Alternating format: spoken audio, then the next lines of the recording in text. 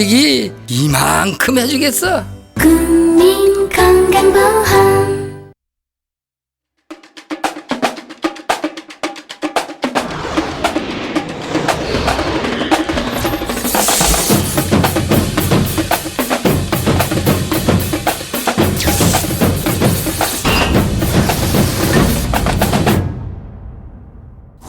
안녕하십니까. 시사전북 맛수맛장의 PD 이휘연입니다. 기자 서승신입니다.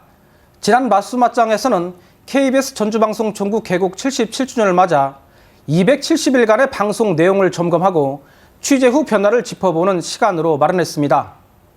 방송이 나간 뒤 우리 사회 부조리를 개선하고 가려운 부분들을 시원하게 긁어줘서 통쾌했다. 또 일회성에 그치지 않고 후속 보도까지 촘촘히 준비한 내용이 좋았다는 의견 주셨습니다. 일상 속에서 가볍게 넘겼던 일들과 궁금한 이야기를 체험 시사라는 참신한 방법으로 시도한 점도 인상적이었다는 의견이 많았습니다. 앞으로도 더 다양한 아이템으로 체험 시사를 선보여줬으면 좋겠다는 의견도 주셨습니다. 그런가 하면 지난달 12일과 지난 3일 방송된 대리운전 기사들의 어려움과 관련해서는 해고됐던 노조 간부 9명이 지난 5일 전원 복직됐다는 소식을 전해왔습니다. 하지만 대화의 장을 열고 소통을 원했던 대리운전 기사들의 요구는 묵살된 채 대리운전 업체들이 일방적으로 통보해온 형태여서 그 진정성을 지켜보며 계속해서 개선을 촉구할 예정입니다. 예, 저희 맛수맛장에서는 방송을 보고 느끼신 소감과 주변에서 접하시는 부조리와 불편사항을 전화와 인터넷 홈페이지를 통해 받고 있습니다. 여러분의 많은 관심과 조언 부탁드립니다.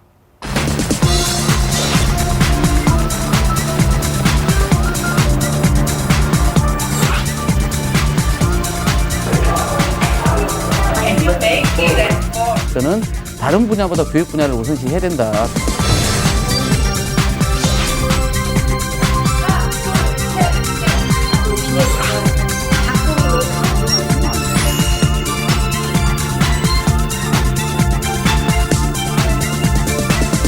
우리나라 부모들의 교육열은 세계가 인정하고 있습니다. 맹모 삼천지교, 강남 신화 등의 사례가 보여주듯이 도시 기능이 잘 갖춰지고 교육 환경까지 좋은 신도심으로 가기 위해 학부모들은 미련 없이 구도심을 떠납니다. 우리 지역도 예외는 아닙니다. 불과 10년 전에 신도심으로 조성된 곳이 이제는 구도심이 되는 현상이 반복되고 있잖아요. 이런 상황에서 최근 정부가 60명 이하 소규모 학교의 통폐합을 추진하고 있죠? 그렇습니다. 교육부의 기준대로라면 전라북도 전체 3분의 1이 넘는 267개 학교가 통폐합 대상입니다. 농어촌뿐 아니라 구도심 학교 역시 존폐 기로에 놓이게 됐는데요.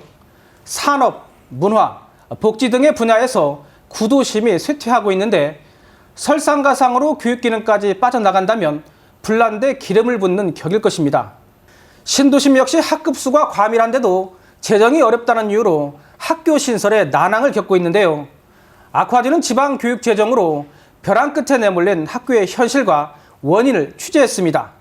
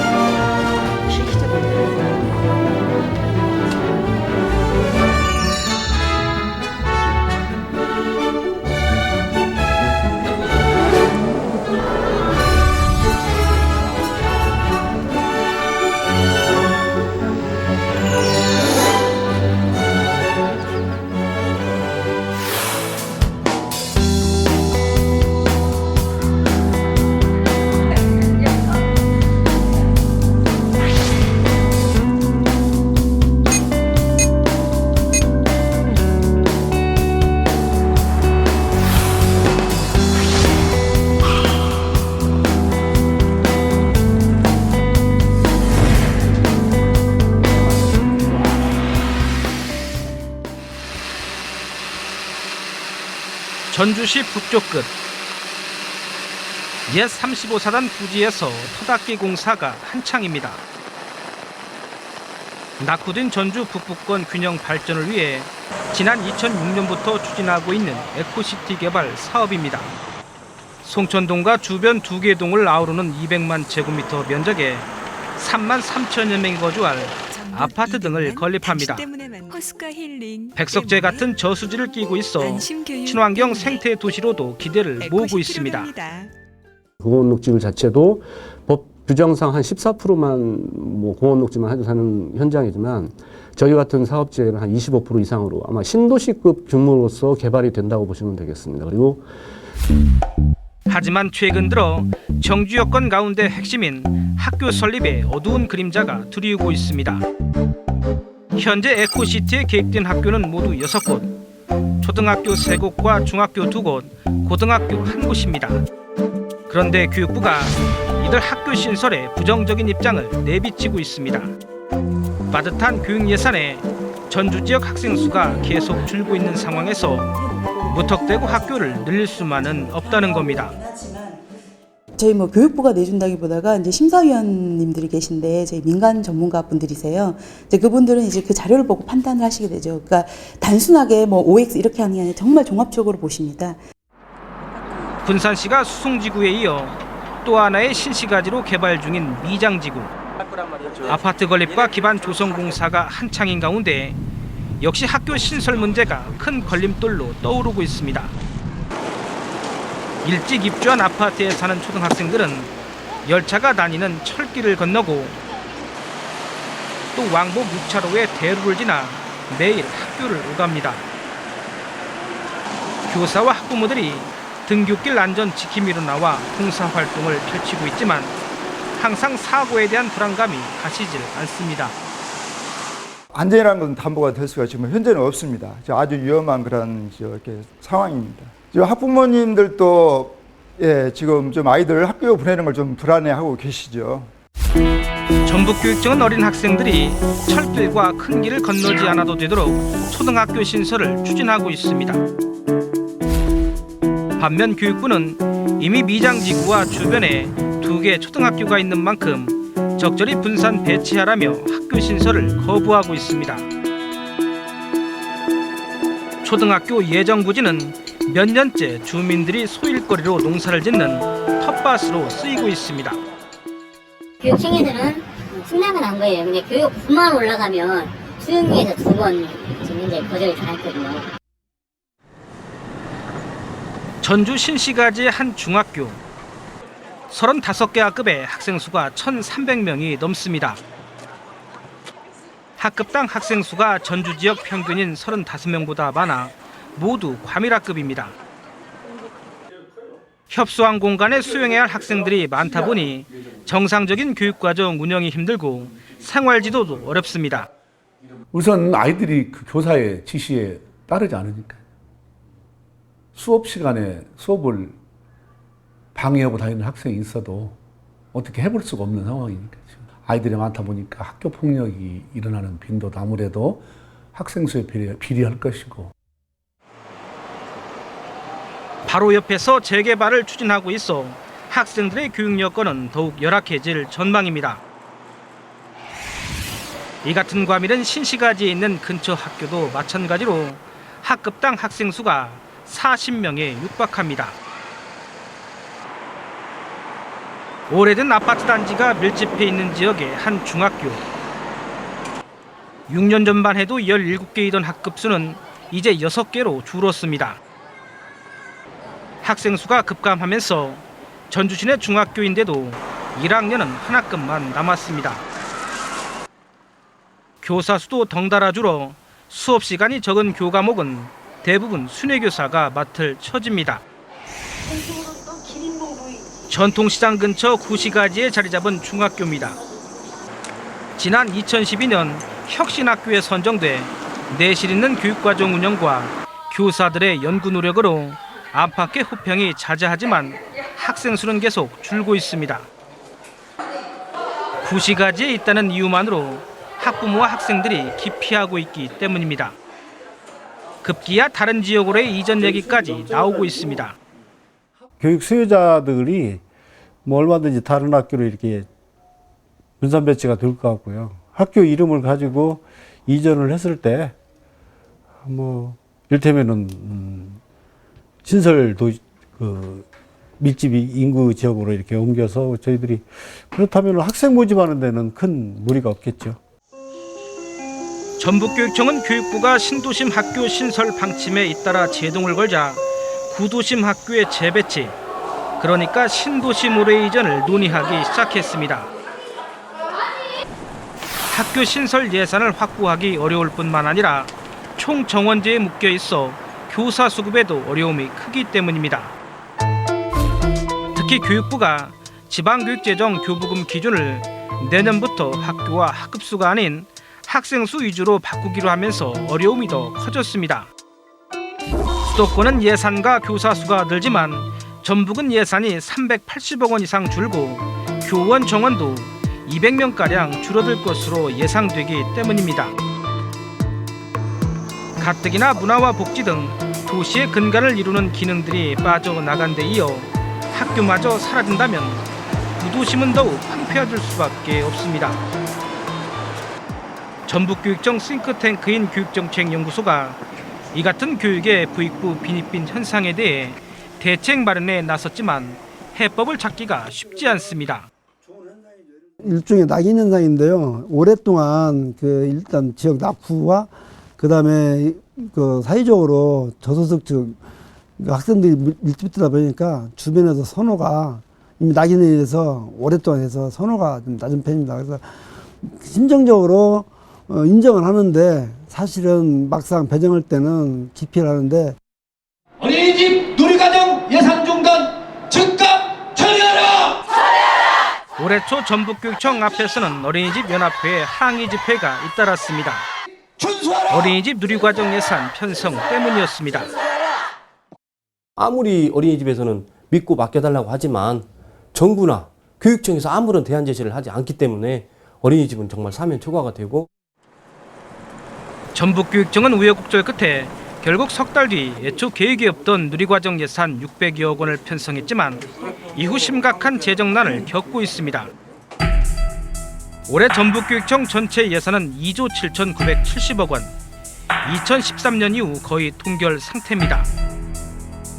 게다가 인건비가 절반이 넘는 등 80% 이상이 고정 예산이어서 자율적으로 쓸 수 있는 사업비는 1,200억 원대에 불과합니다.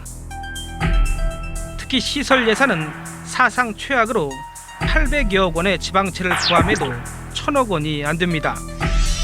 전북 지역 770여 개 초중 고등학교 가운데 40년 이상 된 낡은 학교는 절반에 가까운 330곳. 하지만 신축은커녕 보수조차 힘듭니다.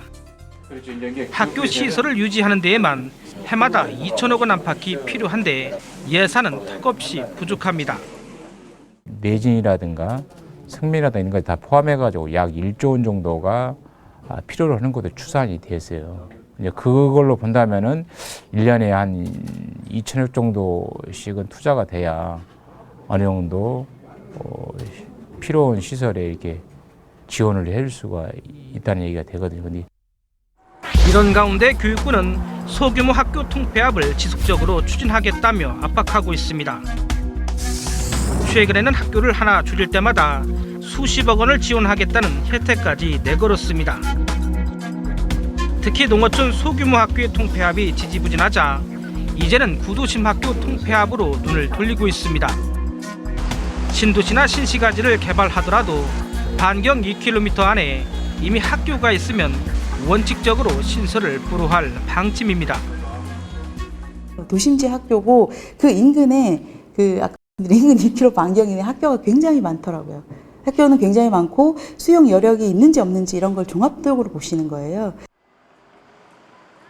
그러면 다른 시도는 신도시나 신시가지 학교 신설 문제를 어떻게 해결하고 있을까? 지난해 문을 연 경기도 고양시의 한 초등학교.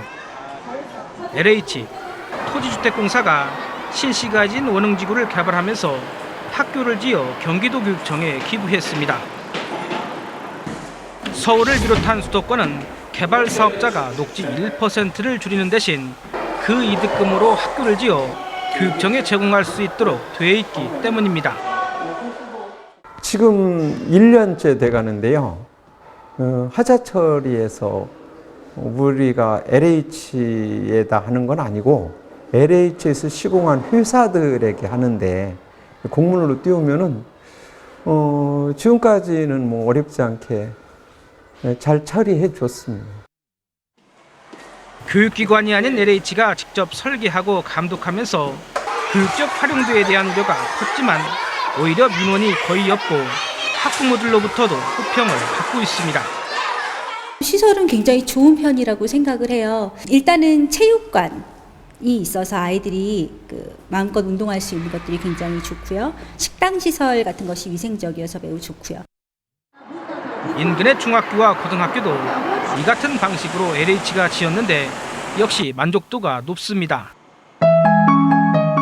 그렇다면 수도권을 제외한 다른 지역은 왜 개발 사업자가 학교를 지어 기부하지 않을까? 법적으로는 가능하지만 강제가 아닌 임의 규정으로 교육청과 개발 사업자가 합의를 해야 하는데 쉽지 않기 때문입니다. 대부분의 땅값보다는 건물 비용이 비싸기 때문에 안 한다는 거 보면 됩니까? 그러면? 그거는 이제 아마 여러 가지 사유가 있을 것 같은데요. 아마 그 개발 사업자들의 이제 이익하고 아마 상관이 있을 것 같습니다. 갈수록 심화되는 교육의 양극화.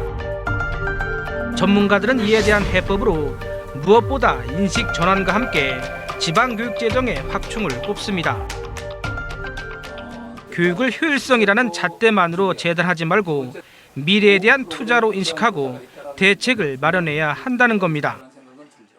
아무래도 우리나라 교육 재정이 낮은 편 아니에요. 전반적으로 봤을 때 우리가 과밀학급 이야기하는데 기본적으로 우리나라에서 대략 한 학급에 35명 정도 돼요.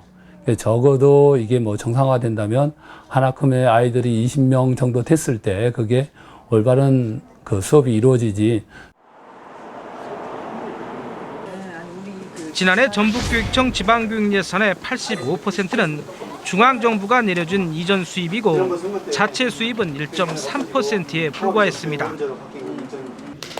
돈줄을 중앙정부가 쥐고 있는 셈인데 지방교육이 제 역할을 하려면 근본적으로 교부금을 늘려야 한다는 목소리가 높습니다. 먼저 내국세의 20.27%인 현행 지방교육재정 교부율을 최소 25.27% 이상으로 올리고 GDP 대비 4.9%인 정부의 공교육비 부담 비율을 OECD 평균인 5.3% 수준으로 높여야 한다는 겁니다. 하지만 현실은 거꾸로입니다. 참여정부 때 9.3%이던 교부금 증가율은 현 정부 들어 0.3%까지 떨어졌습니다.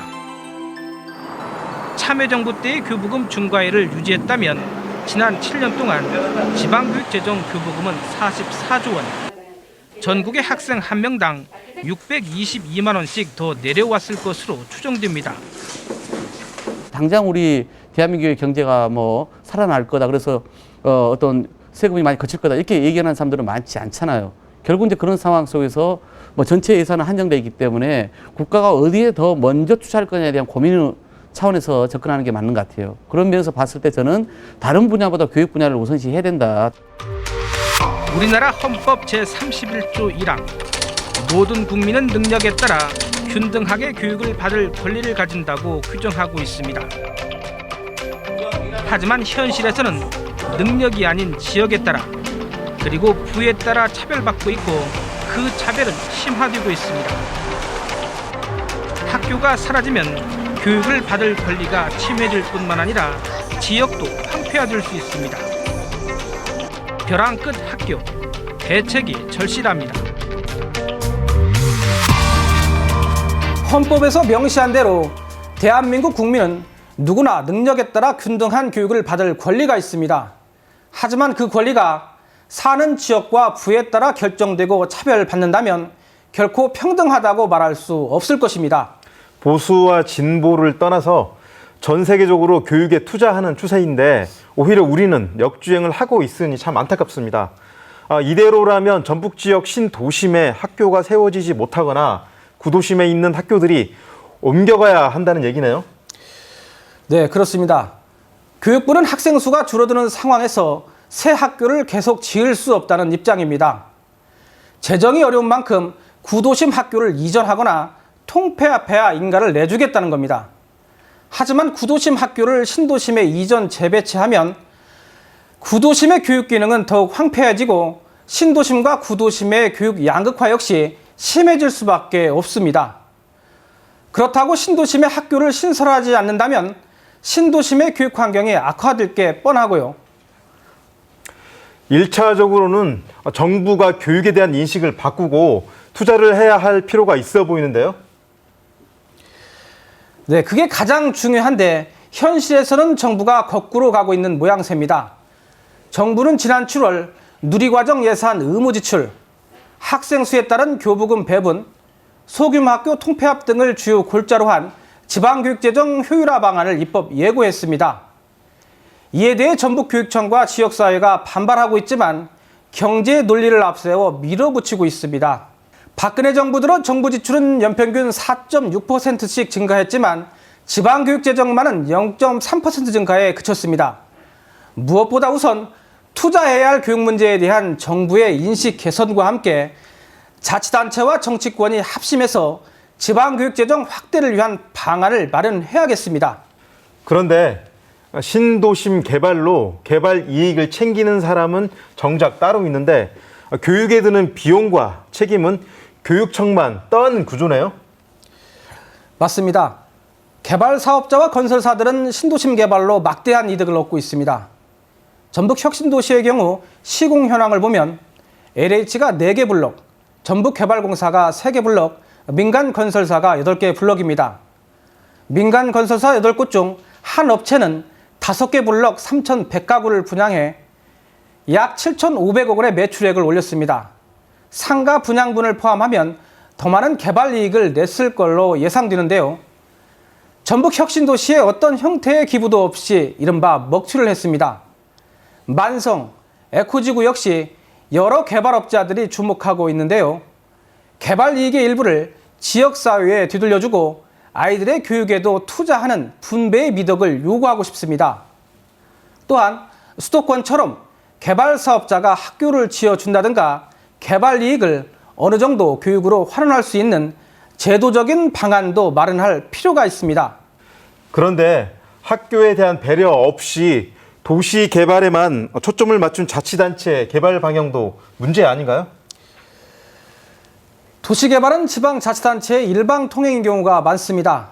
전주 서부신시가지 역시 주상복합이 들어서면 안 되는 지역에 대규모 주상복합단지들이 들어서면서 아이들은 갈 학교가 없는 상황입니다.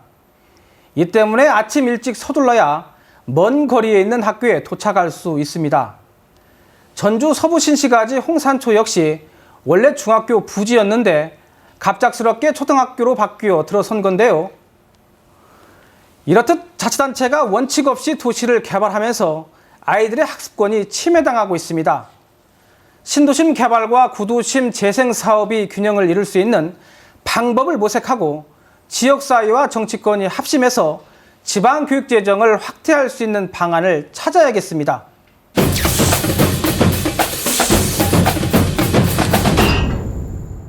방송이나 신문을 통해 종종 홀로 생을 마감하는 사람들에 대한 이야기를 들어보신 적이 있으실 텐데요. 대다수가 65살 이상 혼자 사는 노인이라고 합니다. 저도 혼자 사는 노인이 생을 달리했다는 이야기를 들을 때마다 마음이 참 씁쓸했는데요. 우리나라의 생활 수준이 높아지고 의료기술 또한 발전하면서 국민들의 평균 수명이 늘어난 건 사실이지만 홀로 남은 생을 살아가는 노인들에 대한 복지 체계가 부족한 것이 현실입니다. 네, 그래서 노인의 빈곤, 질병 문제 등을 해결하기 위해 각 지자체에서는 다양한 정책들을 실시하고 있는데요. 그중 우리 지역 김제에서는 독거 노인을 위해 전국 최초로 그룹홈, 즉 노인 공동생활 가정을 도입했습니다. 그룹홈이란 기존의 경로당을 주거가 가능한 환경으로 개조해 홀로 사는 노인들이 공동생활을 할 수 있게 만든 공간인데요. 타 지역에서도 벤치마킹 할 만큼 반응이 좋습니다. 현장 룩보 전북 그 세 번째 기획으로 이번 주에는 그룹홈을 통해 새로운 가족을 꾸리고 사는 노인들을 만나봤습니다. 김제 한 경로당의 아침이 밝았습니다.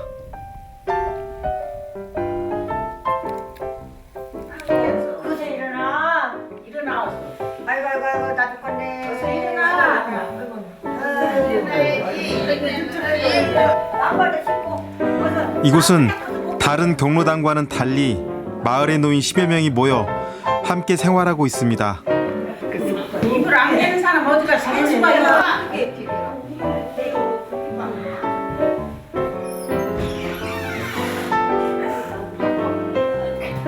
무엇을 만들다고 식사를 해야 하나? 무엇을 만들어야 할까?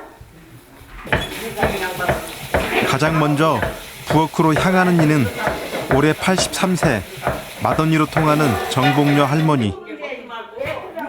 이곳에 하루 삼시세끼를 책임지고 있습니다.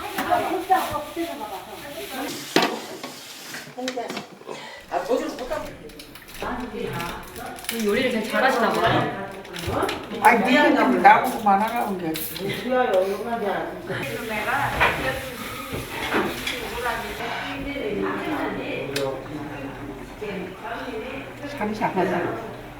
열을 뒤집게 가운데다가 각자의 역할과 나름의 규칙으로 공동 생활을 유지해 나가는 그룹홈.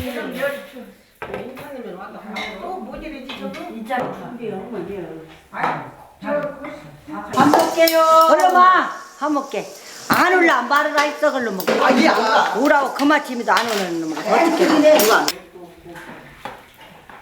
매일 같은 시간에 먹는 아침 식사. 하지만 오늘은 어쩐 일인지 할머니들의 표정이 심상치 않습니다. 짜! 왜 이렇게 짜게 있어? 너무 짰어? 아 이것은 몰라 이것은 짠가?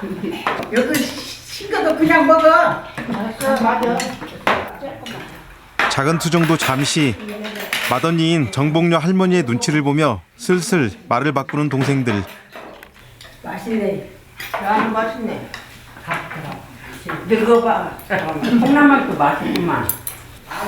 이들은 긴 시간 하나의 가족으로 생활했습니다. 사신 지 얼마나 되셨어요? 한 10년, 15년 됐지. 15년 됐어. 막 처음 될 때는 한 5년 안 하고 한 5년 넘어서 이 부르꾸름이 생기갖고 이었어. 다 그래요. 좋은 사람들이다. 이곳 할머니들은 남편을 떠나 보낸 후 함께 모여 지난 8년이라는 세월을 살아왔습니다.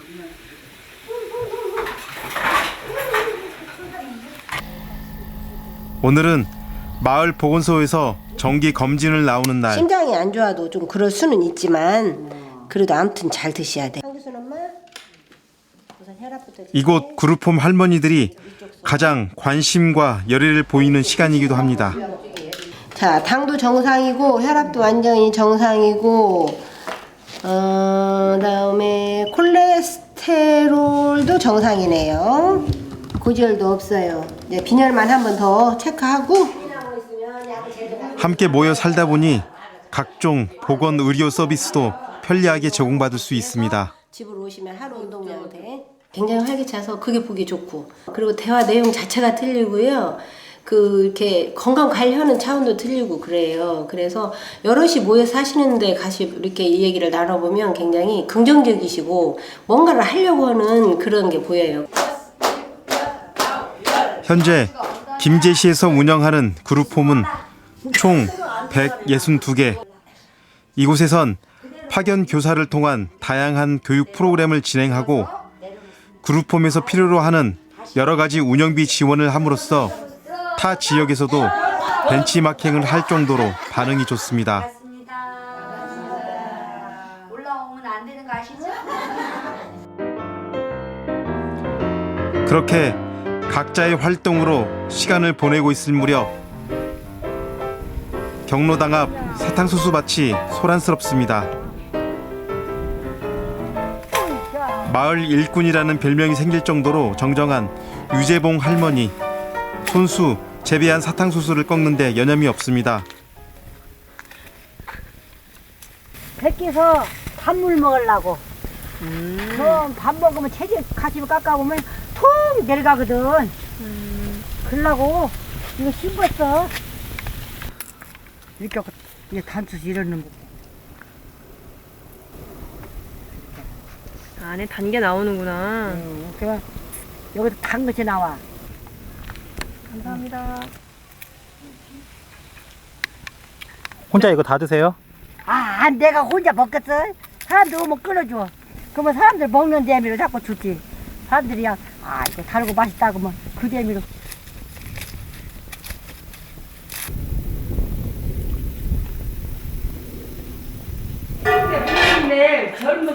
한편 맏언니 정복녀 할머니는 또다시 찾아온 식사 준비로 분주합니다. 오늘 점심 메뉴는 아침에 있었던 동생들의 불만을 만회하기 위해 야심차게 준비한 계란찜. 그런데 이때 같이 먹어. 누구 주려고? 누구 먹으라고 일단. 안 먹으라고? 같이 먹어. 점심 식사를 앞두고 갑자기 벌어진 달콤한 간식 시간. 겁내게 달래. 맛있다. 맏언니는 이 상황이 영 내키지 않습니다. 여기 시간 누가 앉아서 이렇게 숟가락만 아니 가만 있어. 나 앉아서 이렇게 먹기 오래간만에 같이 먹으마. 먹고 해야지. 결국 큰언니의 불호령이 떨어졌습니다. 이번엔 제법 단단히 화가 나 보이는 큰언니.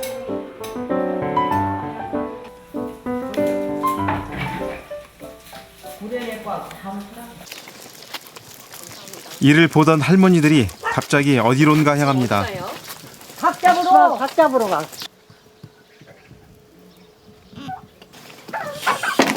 그럼 못 나가. 잘 잡아 다. 어느 우리가 너 계속 이거 됐다. 잡으면 잡았구만. 왜 이렇게 놓노? 그래 정복녀 할머니가 좋아하는 백숙으로 기분을 달래주기 위해서입니다. 어디 닭이랑 먹어. 갑작스러운 동생들의 행동에 당황한 맏언니. 여기에 동생들이 직접 발효시킨 막걸리까지 쭉 들이키고 나면 살얼음판 같았던 집안 분위기가 금세 녹아내립니다. 근데 여기는 우리 집이요. 여기서 밥 먹고 자고 진짜 가족으로 알고 우리 언니들이 다 있고 나는 막내인 게 그저 언니들 하라는 대로 그러고 살아. 한창 즐거운 시간을 보내고 있을 때 젊은 손님이 찾아옵니다. 안녕하세요. 어서. 오늘은 또 다른 분이랑 하트 치시네? 누가 다 땄어? 많이 땄어. 갔다고 다 뺄 수가 없어서 그러면 뺐어. 나 공산 약 있어. 집에 혼자 계시면 아무래도 겨울에도 좀 위험스럽고 그렇잖아요. 근데 이곳에 따뜻하게 이렇게 있으니까 식사도 더 많이 잘 드시고 더 건강해지신 것 같아요. 또 제가 일일이 어르신 혼자 어떻게 계시나 이렇게 안 살펴봐도 노인정에 오시면 다 계시니까 그런 점에서 참 좋아요.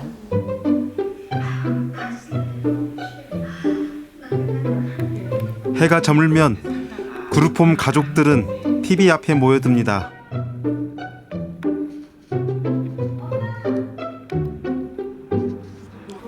이때 등장한 한 할머니.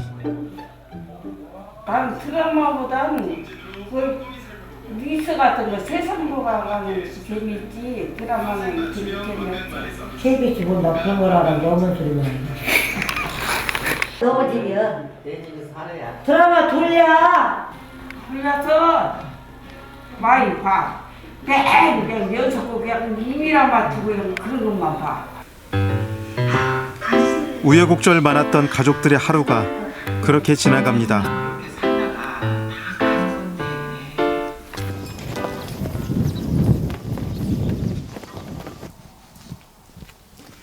이른 아침부터 길을 나선 정복녀 할머니. 무엇이 귀찮아. 여기다 무엇을 이렇게 놨대요. 발길이 닿은 곳은 여전에 남편, 자녀들과 함께 살던 집. 이렇게 살다 말해야지.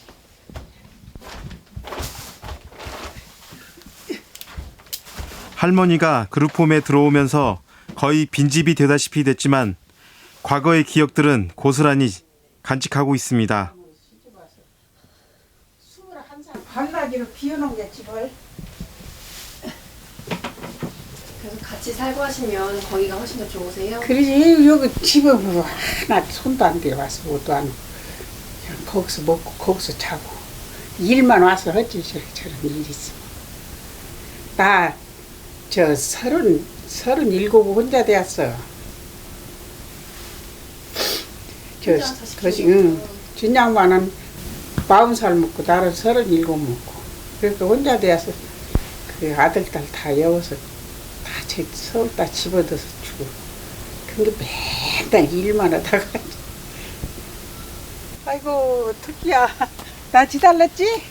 밥 들라고? 정복녀 할머니에게 집에 남겨진 토끼는 예전 집에서의 추억과 현재를 연결해주는 유일한 존재입니다.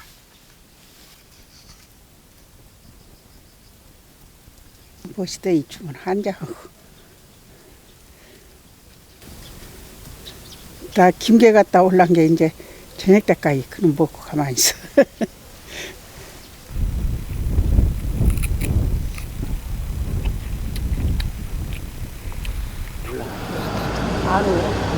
평소와 같은 날이지만 마을에 왠지 심상치 않은 분위기가 돕니다. 저 양십 양반 죽었어. 돌아가셨어. 거기 초상난 데 갔다 왔단 게. 또 아프셨어요? 아파서 죽었어. 이웃 노인의 임종 소식. 그룹홈 할머니들에겐 괜히 남의 일 같지가 않습니다. 거기다 아들 모르지. 할아버지가 참 좋았어. 그런데 이렇게 돌아가서 이제 나 누구 술 줄 사람도 없고 심심하네. 그 잡고 사시. 눈물 나온 게 딱이야요. 밤낮 눈물 나온 게. 2008년 이곳에 처음으로 그룹홈이 조성된 이후부터 지금까지 여러 명의 가족을 떠나보냈습니다. 할머님들 돌아가셨어. 7명이나 돌아가셨어. 그래갖고 새로 다 이제 그 들어왔지. 저 거시기 남자 없는 사람이 다 들어왔지. 섭섭하죠. 이제 우리 차례네 이제. 나이 많이 먹은 어르신들이 다 가시기 때문에.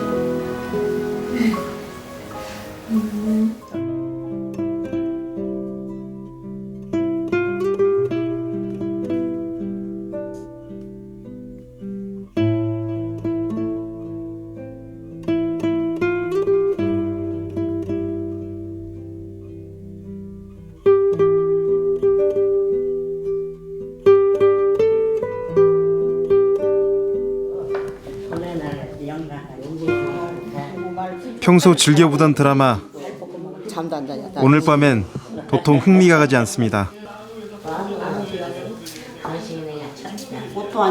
아들 오늘은 뭐 했어?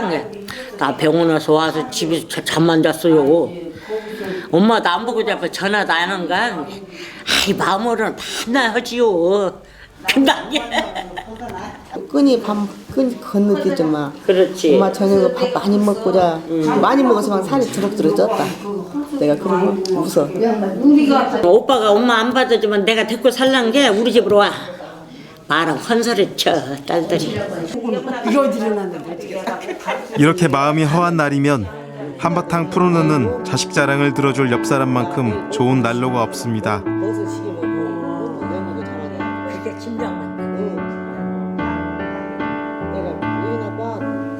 아이고 못 쓰길라고. 일 때문에. 이럴 때는 항상 일 때문에 싸움을 해요.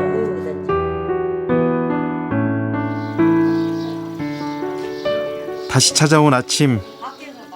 집안엔 어제와 다른 활기로 가득합니다. 있는데 나 입술 때만. 평소 잘 안 쓰던 화장품도 꺼내들고 얼굴의 주름도 세심하게 신경 씁니다. 발라면 더 발라야지 뭐야.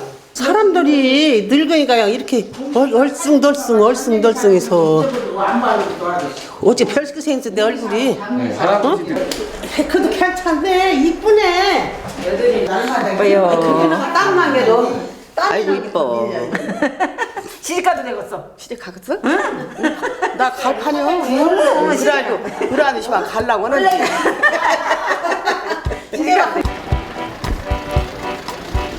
오늘은 김제 시내로 나들이를 가는 날. 오랜만에 나가는 외출에 설렘이 감돕니다.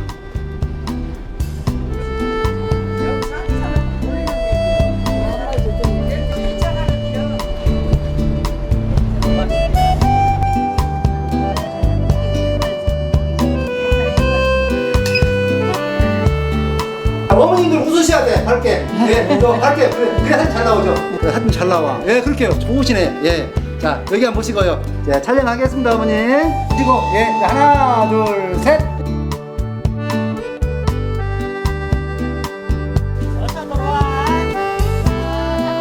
저 구부러지지 말고 뻘쳐갖고 빨리 와.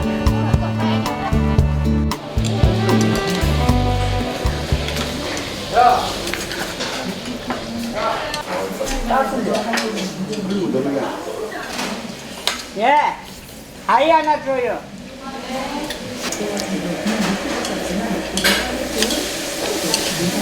갖고 와서 이렇게 사먹으면 맛있어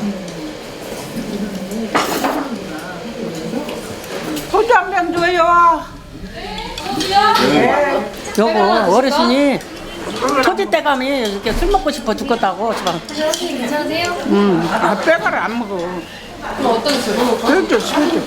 소주. 아까부터 소주 못 먹어서 지방.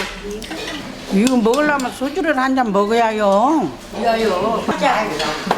나는 먹으셔. 나눠야지. 나만 많이 먹지. 아따. 잘 먹었습니다. 마에도 살지 말고 5년만 더 살아잉. 뭐 5년까지 살려면 5년은 더 살아야지. 아이고 90살까지 어떻게 살아? 괜찮여. 건강한 게 괜찮은 게 90도 좋고 100살도 좋은 게 건강만 하시오. 아래 뭐 똥 싸지 말고. 묻었어?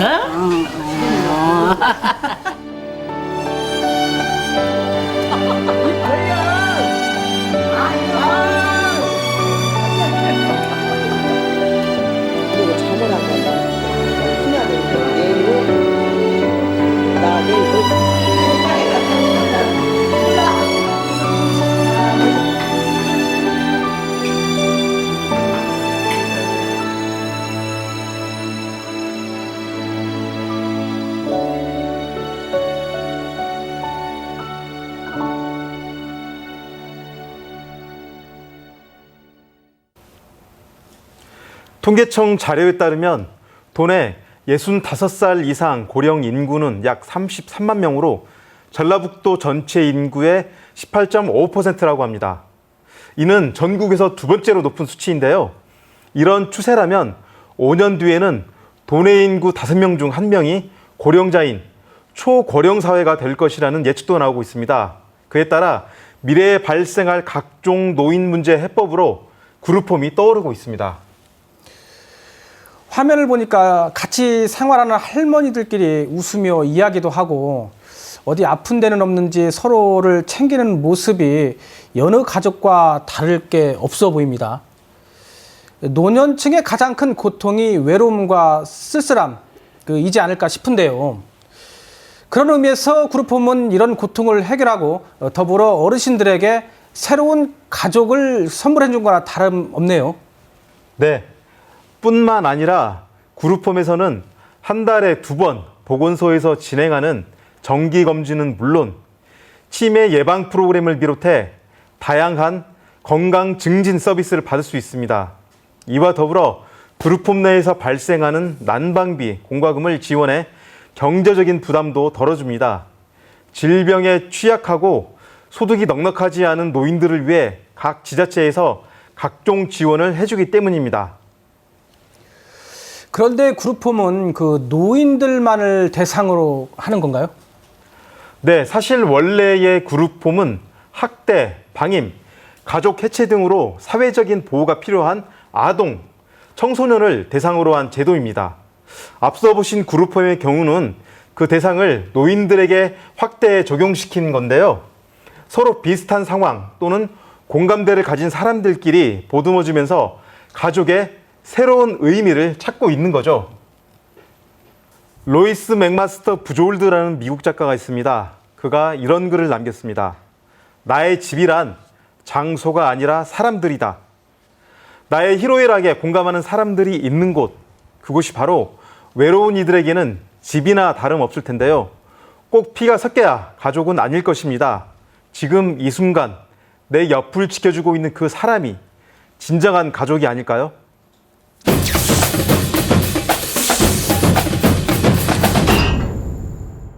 (1960년대) 한국의 1인당 국민소득은 아프리카 가나와 같은 $76 수준이었습니다.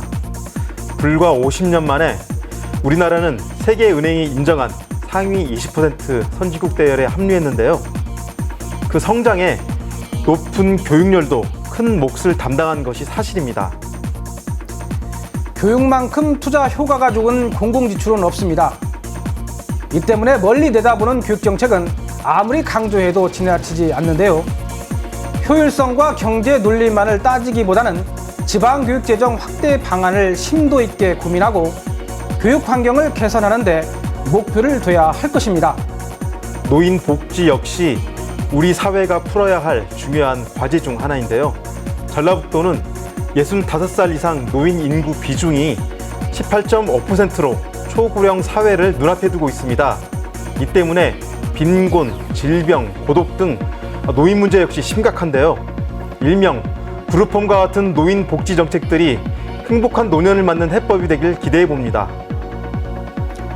다음 주 이 시간에는 경비원, 우리는 일하고 싶다와 현장 르포, 전북 마지막 편으로 생명구조 최전선에서 땀 흘리는 소방관들의 목소리를 들어보겠습니다. 시사전북 맛수맛장에서는 전화와 인터넷으로 시청자 여러분의 다양한 소감과 제보를 기다리고 있습니다. 많은 관심 부탁드립니다. 네, 시사전북 맛수맛장 오늘은 여기까지입니다. 시청해주신 여러분 고맙습니다.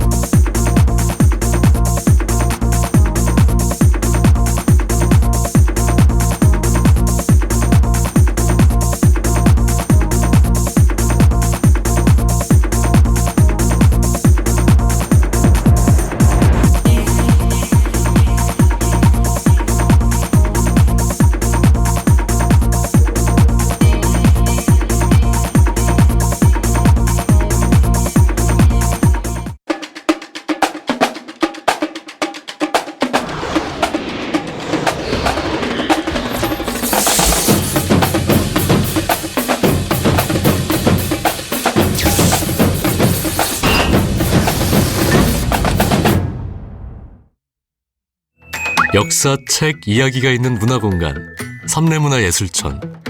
푸른 숲과 휴식, 가족이 함께하는 고산자연 휴양림, 건강과 추억, 맛을 찾아가는 와일드 푸드축제. 전라북도 완주군에 가면 문화의 풍덩, 짜릿한 즐거움이